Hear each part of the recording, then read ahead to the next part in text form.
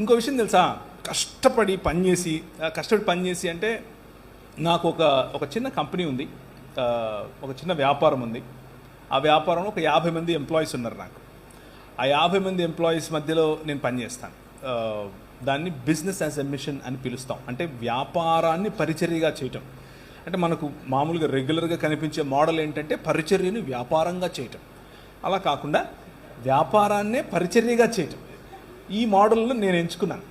ఆ ఎంచుకున్న మోడల్లో నేను పనిచేసే రోజు నేను నా భార్య కనీసం రోజుకు ఒక 14 నుంచి 16 గంటలు కష్టపడతాం. కానీ ఈ పిల్లలను, తర్వాత మేము నడిపే అంబులెన్సెస్, తర్వాత మేము కొంతమంది రోడ్డు మీద పడిపోయిన వాళ్ళని తీసుకొచ్చి వారి కట్లు కట్టడం వగేరా.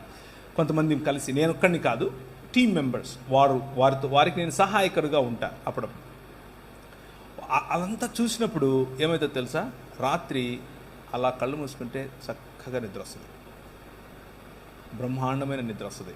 ఏ చీకు చింత ఉండదు. అబ్బా ఈరోజు బతికేమరా అనిపిస్తుంది.